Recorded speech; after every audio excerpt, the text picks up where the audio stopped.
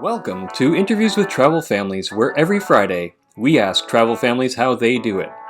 We ask what style of travel they do, what they do for a living, how they save money while they travel, and what they feel is the most important advice they can give.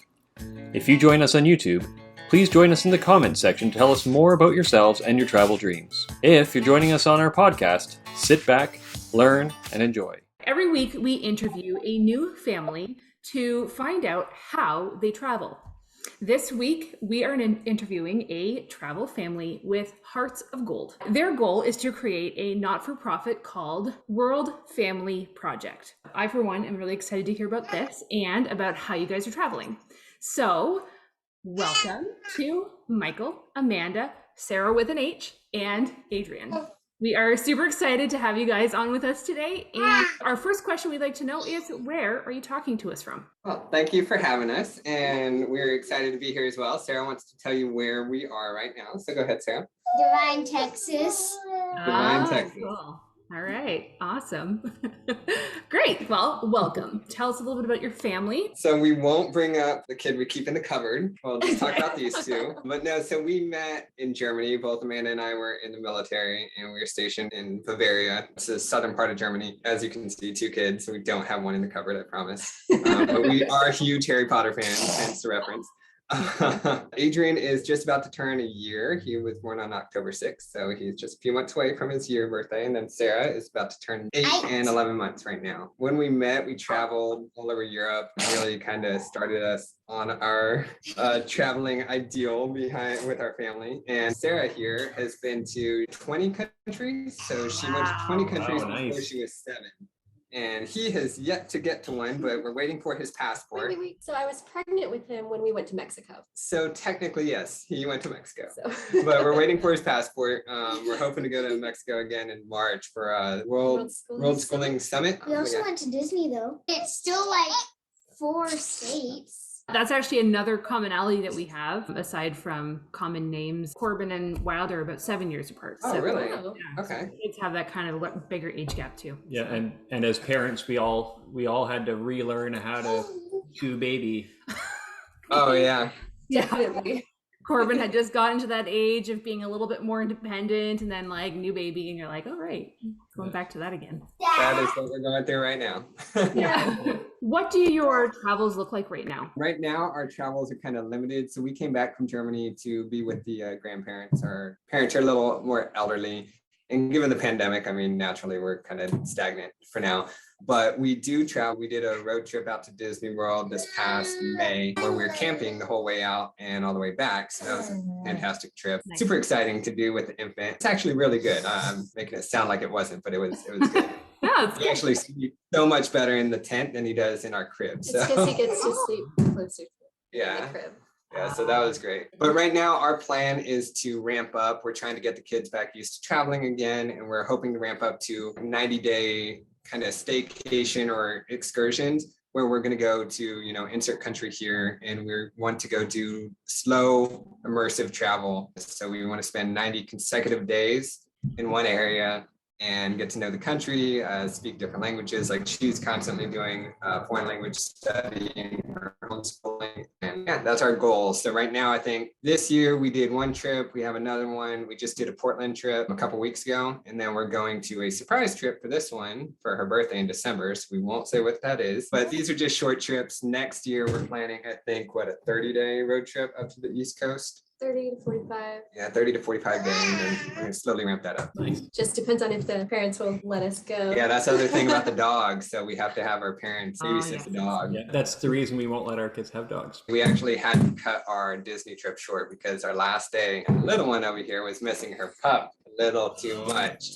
So we were like, yeah, she disappeared, but she missed her. That was her first time away from her because we just got her this past Christmas. We had to change our plan. I get it. Even though we don't have dogs, we have lots of people who very much miss their dogs. My mom has dogs and she came out here for 2 weeks and was just like the the whole time, just super missing them. So I get it. What is your favorite travel memory so far? My favorite memory is the first time we went camping. We were in Slovenia in Lake Bohin. We were on our way back. We went down to Croatia, went up to Italy, and then we're coming back to Slovenia. And it was toward the end of the day. It was getting dark. It was around 5 o'clock dinner time, kind of, but it was in the forest. So it was super dark. The sun had disappeared behind the mountains, and it started pouring on us. And it was the first time we were camping as a family. We had this new tent that we did not listen to anyone. We did not set up beforehand. Amanda and I are out there trying to set this up. She's running around making these monsters with rocks and stuff. And Amanda and I are trying to put this together in the dark and the rain. And yeah, it was a bonding experience. We got it up and got to bed, but it was very memorable. So honestly, that's my favorite memory too. I like to add on that we drove down to Pula after that, Croatia, and it was absolutely gorgeous. Some of my favorite family photos were there. What about you? Germany? Just all of Germany? All of Germany? No, not all of it. It's our landlady, Maria. Oh, yeah. I miss her still. What about going up to see the fairies? You can tell them about the fairy house. There was also the fairy house. There was this little trail through the woods that we used to walk up, and it went like to a church/restaurant thing. And on the way, there was this little tree with a hollow that we always put something in it because we thought it was a little like fairy house where the fairies came. That's so cool. That sounds really fun. That'd be a really cool thing to find. Germany is my favorite place that we've been to. I absolutely love it. It's magical there. I don't know if I could pick it as my favorite, but we did love Germany. We stayed in, I think one of my favorite, there was a couple of favorites. Schiltach was one of them. So Rothenburg Obdatober was just. Yeah. Oh, yes. Yeah. It's just like one of those, it's just so different. It's so different and magical. It's amazing. Especially in the winter when you have Christmas markets. Oh, it's amazing. Yeah, and that's when we went. We were there. Yeah, we were there just after Christmas. Okay. Another one. So the markets were still running. We're going to get into the part that I find what people wanted to know the most about. What is the work that you guys do that allows you to travel the way that you do? He writes a lot. I write a lot. And she's exceptional at budgeting. She has this awesome Excel sheet that she budgets literally everything. But we just started a business, a family travel business, where we do content creation, and we, as they said, I write books. We build prepackaged itineraries. We do a whole bunch of different things, but our goal is really to have a bunch of different sources of income that can sustain location independence. So we want to be able to be free to go wherever. If we can find, unique ways that would support each trip, then that's what we're going to do. So we're just trying to open up a new tour that we're going to host here in San Antonio. And these are like immersive tours that we want to invite people over and teach them about the community and let them volunteer in the community as well. Our goal is, if we can get this up and running, we will travel for these trips. So supplementally, we do have one rental property, looking into potential rental properties in the future, but right now just the one. We're working on monetizing the blog as well as selling itineraries, guidebooks. Nice. It's great. And so is that the type of books that you're saying, like that you're talking about, that Michael writes? Yeah, so I do both. So we just published a nonfiction book that's kind of a cultural guide to San Antonio. The itineraries are all part of the travel planning. But what I'm working on most right now, and why we kind of came in a little later for you, I'm working on a fiction novel.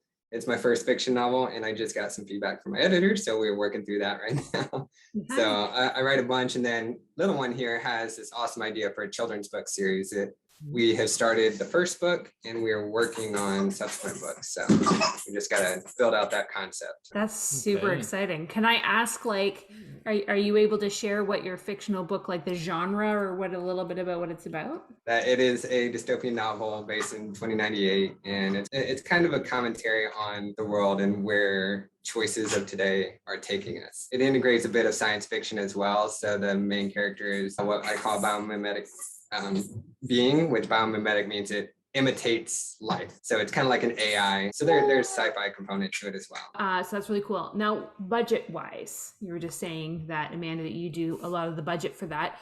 Do you guys have a general idea about how much you might spend when you travel? Our Disneyland trip was 26 days, right? Or 22 days, and we budgeted 25, right? Well, I mean, I think it depends on, oh And my that's gosh, gonna there's be so many higher. things That's gonna be depend higher on. because that was Disney World. Yeah, because we were counting the tickets for Disney. What we try and do is eat locally and stay locally. So we try and use either Airbnbs. We're looking into couch surfing, house sitters, all that. We haven't done it yet, but we're looking into it. When we were in Portland, the first thing we did was we went to a local grocery store and bought food, and we cooked for breakfast and dinner. The only times we ate out were for lunch. Just little tricks that we do to try and keep the costs down. So I mean, it depends on so many factors, like where are we going? Is it like in the States or is it another country? Do we have to include flights? And are we going to a theme park like Disney? Because if you're going to Disney, you're definitely going to have a higher budget than you would if you're going to Portland. We try to keep everything to a minimum. To help with that, budgeting at home whenever we're here is really important so we can minimize what we have here and then maximize what we can spend when we're away. Side note, I would love to see like your spreadsheets and stuff for your budget. Okay.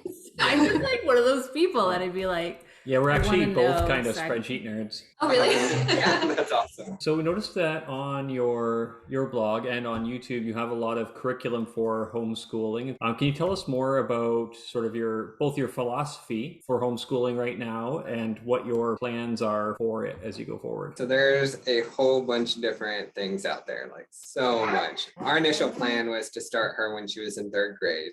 We wanted to take her out because we saw how transformative travel was when we were in Europe, and her interacting with local nationals and various people of different ethnicities, different cultures. It was just so broadening, and we wanted to give her more of that. Well, enter pandemic. She was doing the virtual component last fall, and that was great. And then come January, they tell us, well, kids at home aren't doing as well. It wasn't her. She's luckily super smart. The vast majority weren't doing the greatest, so they enforced that everyone had to come back after Christmas. And we're like, oh, we have a 4-month-old, 3-month-old at the time, not too comfortable. So we're like, okay, well, I guess we're jumping in now. And we had planned on spending the whole spring planning out our homeschooling philosophy, and it was like, it's here. So we just jumped in feet first. Yeah. So at night when I would be up with the baby, feeding him, I would be researching like, what are these different philosophies and methods? And we really gravitated toward Charlotte Mason's style, just because Sarah likes to read so much. And we know that whenever Adrian gets a little older and starts school, he might need something different. So we want to be flexible. We wanted to be like low budget because obviously we're budgeting for other things. So we use Khan Academy for math, and then for everything else.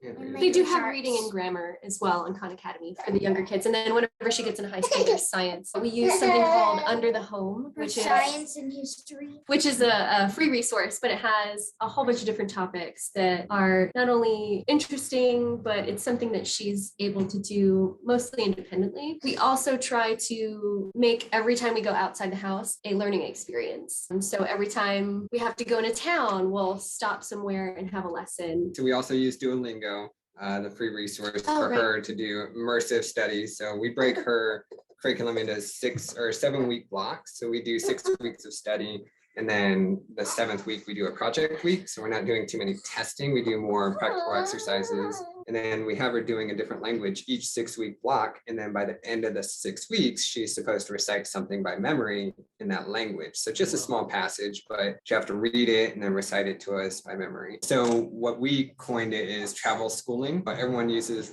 world schooling, road schooling, whatever else. But we call it travel schooling because for us, we see travel as anytime you go outside your comfort zone. So anytime we leave our front door, we are traveling and there's an opportunity to learn.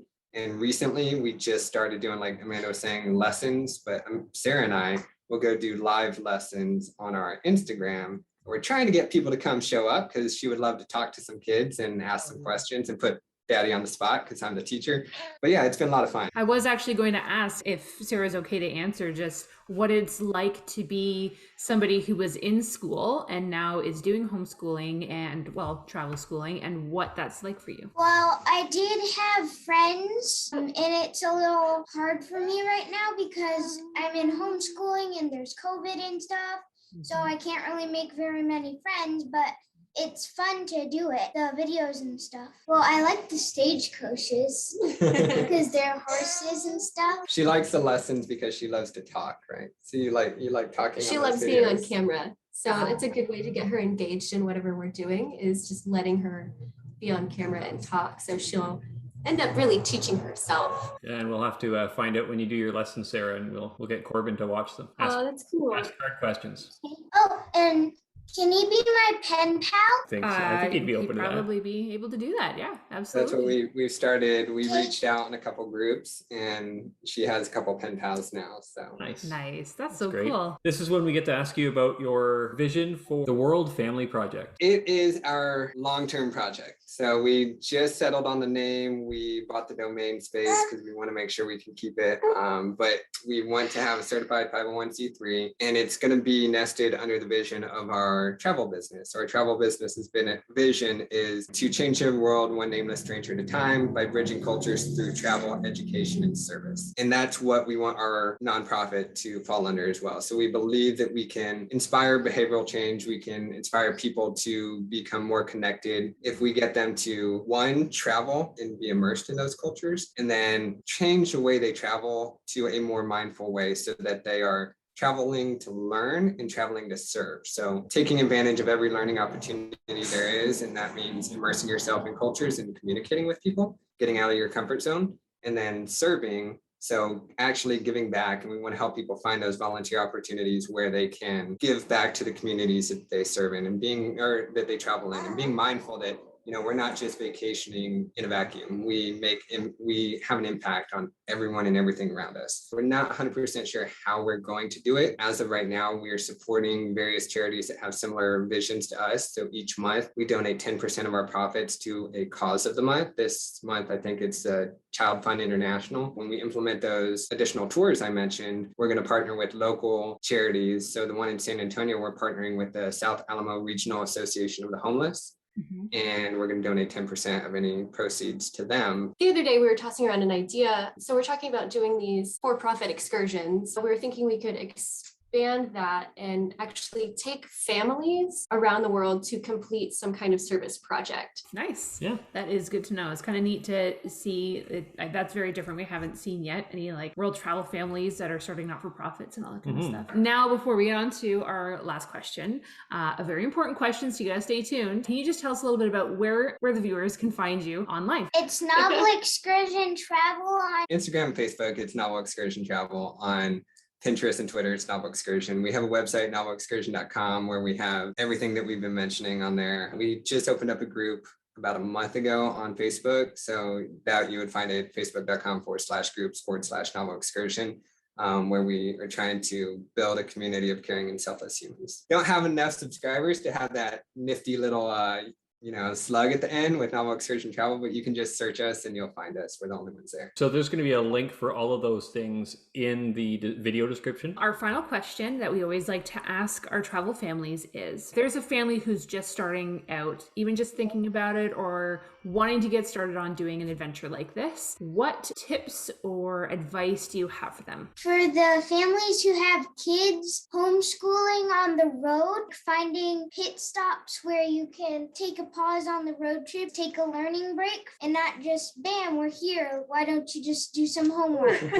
I would say don't be afraid and don't let people pigeonhole you into one way of doing things. Everybody is different. Everybody does things differently. Whatever works for your family is what, it's what you should do. Don't let other people tell you you're doing it wrong. And I would probably say, don't let yourself be afraid of the price and get into that mindset that it's going to cost a lot. So I listen to a podcast every day when I'm running or riding my bike. One thing they brought up was that, a lot of people who don't travel think it costs a lot because they will extrapolate the cost of a vacation into the amount of time that you'll be traveling. And it's not the same. If you were traveling, it is completely different than vacationing. And there's ways to budget. There's ways to make up for it. So we do a lot of yard sales. We're trying to minimize as much as possible. Get rid We're of trying things. to sell everything. There's ways to Less do it. stuff. I would just say be flexible. Communicate is the biggest thing. And that's something that's really helped us with the kids. So we keep her in the conversation for most of our trip. Other than the surprise, she knows everywhere we're going, what we're doing, and she has input in the conversation. Everybody's going to want to just keep track of what you guys are doing so we can see the surprise. That's true. I want to see the I surprise. don't know what the surprise is. We will definitely post it on YouTube. When will everyone find out? I want to see her reaction. You gotta do That will be reaction. the weekend of December 3rd. Well, thank you so much for giving us all the advice and all the things that you have been, all the stories that you've been able to share with us. It has been really wonderful to be able to speak with you guys. Join us again On Interviews with Travel Families. Nice.